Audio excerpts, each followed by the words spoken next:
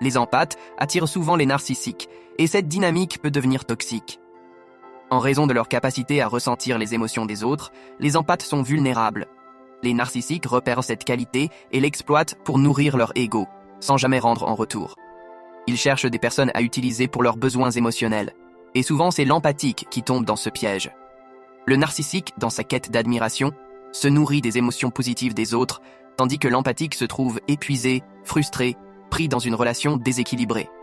La première étape pour se libérer est de poser des limites claires. Les narcissiques franchissent sans hésiter toutes les limites. Il est crucial de protéger son énergie et d'apprendre à dire non. Ta valeur ne dépend pas de ta capacité à plaire. Un autre élément essentiel est l'amour de soi. Trop souvent, les empathes sacrifient leurs besoins pour satisfaire les autres, créant culpabilité et diminution de l'estime de soi. L'amour de soi consiste à prendre soin de soi, comprendre ses propres besoins et se donner la priorité. Plus tu te renforces intérieurement, moins tu seras vulnérable aux manipulations. Les narcissiques ne supportent pas l'autonomie des autres. Ils cherchent des partenaires qui leur offrent constamment validation et attention. En cultivant un amour profond pour toi-même, tu deviens moins influençable et plus capable de te libérer de leur emprise.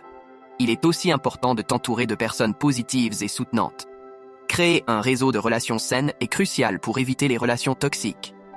Les narcissiques isolent souvent leurs victimes pour mieux les contrôler, mais des relations authentiques te protégeront et te rappelleront ta propre valeur.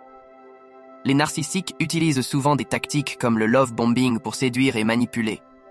Ils couvrent leur cible de compliments et d'attention, créant une illusion de perfection, mais cachant une volonté de contrôle. Dès qu'ils captent leur cible, ils commencent à vider l'empathique de son énergie. Le chemin vers la guérison commence par une prise de conscience de ta propre valeur. Plus tu comprends ces schémas, plus tu peux te protéger. Apprends à reconnaître les signes de manipulation et à t'en éloigner. Enfin, sois bienveillant avec toi-même. Prends le temps de te renforcer et de te concentrer sur ta propre croissance. Tu es digne d'amour, de respect et de relations équilibrées. N'accepte jamais de te sacrifier pour plaire aux autres. Tu mérites des relations nourrissantes pour ton âme. Le chemin vers la liberté commence par l'amour de soi, l'établissement de limites saines et la décision d'attirer des personnes qui t'élèvent. Ta guérison commence par toi, Hans.